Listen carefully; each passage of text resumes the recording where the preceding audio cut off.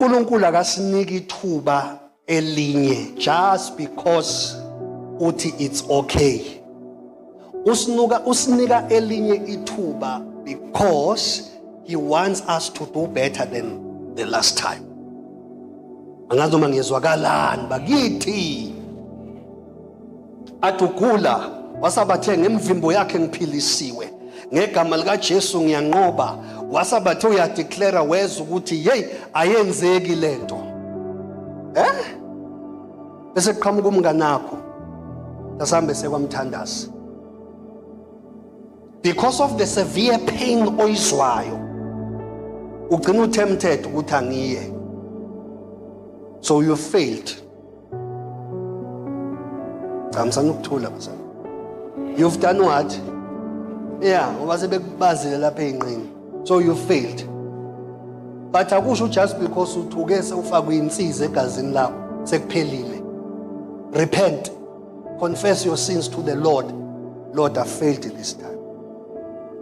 Athi uNkulunkulu, okay, angiyakaziswa izinsizi. Let's go again.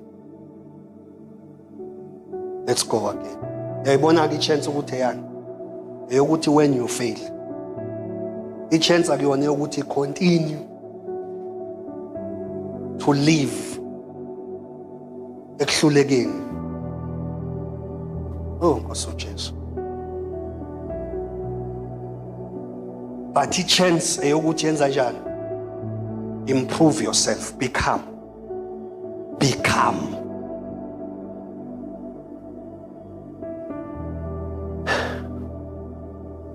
Ukwehluleka, I don't know, maybe ngikhulumele. Ukwehluleka is part of life. Amen. Ukwehluleka kuyini? Ya kuyingxenye yempilo. But for your learning. That's the difference. So ukwahluleka mawusumqonda uNkulunkulu, it becomes user friendly yakho. So that you can learn. Then mase kufika ithuba elilandelayo, you can do better than the last time. Yabona uyashalaza manje ukucabanga ukuthi uyagive. Ithi mina kuwe. Ukwehluleka it's part of what? Emfundisi uyasimotivate. Onke amaqhawe enkolo chapter 11 ane history okwehluleka. Onke. Bolubiza ngalotho uthanga utshele ngizokutshela uDeborah kwaba ukuthi uSamson kwaba ukuthi uDavid kwaba ukuthi uJeremiah kwaba ukuthi uElijah kwaba ukuthi they all failed, but their failure became a learning curve ukuze ngokulandelayo they will do better. That is why the Bible says in 1 John 1:9, I do not write this to you so that you can sin. But if it happens that one of you ayithole ekwahlulekeni, mele azi ukuthi we have an advocate who is with the Father. Why uMphostoli uJohana ikhuluma lento? He was dealing with the spirit of condemnation kubazalwane after failure. Ukuthi no. Your failure can never rise above what God did for you on the cross through Christ.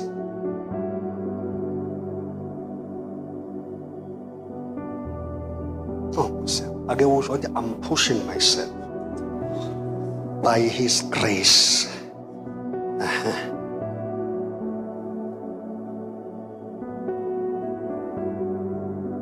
So kuzokwenza ngikufundise deep things la, but along the way ukuqhuzuka it doesn't say quit. At the moment la usuqhuzuke khona musukujahela ukuphuma eqhuzukeni, checka ngiqhuzulwe yini la. Musukutatazela sengazathi uNkulunkulu ubalithanga angakufice eqhuzukeni. Waze last year ukuthi uzoqhuzuka kulesi sikhathi. Hayi yasike. Waze nini?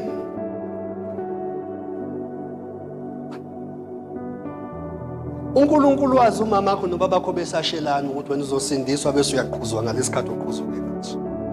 He knew.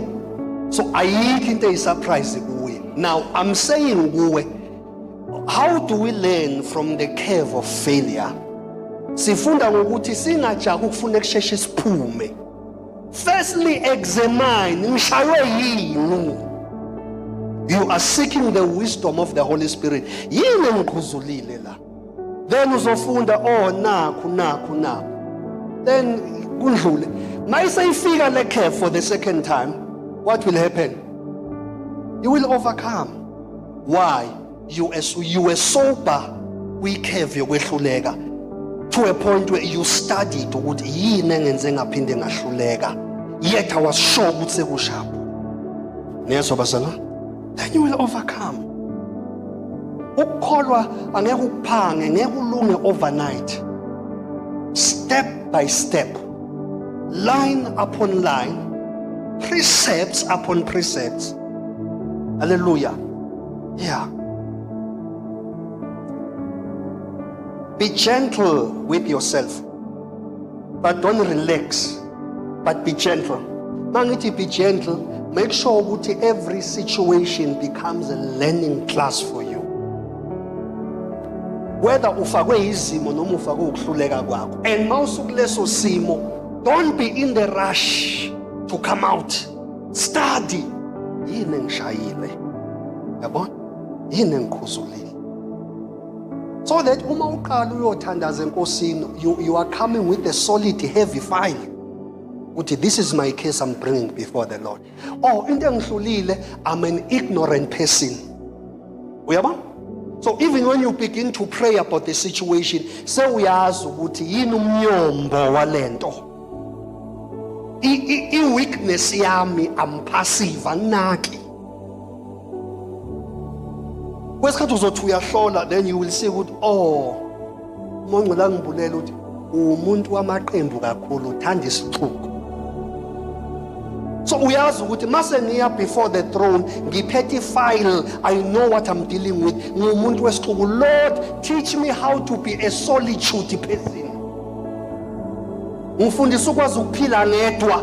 Injabulo yami nokuphila kwami akungancika ukuthi kunesixuku engiphakathi kwaso esibanga umsindo. Yabo?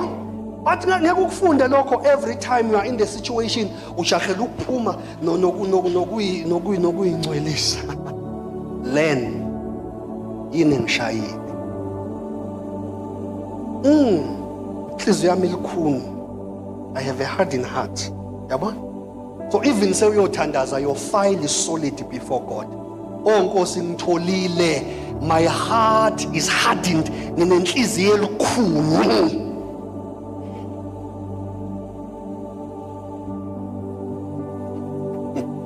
I guess it is the salvation of the soul.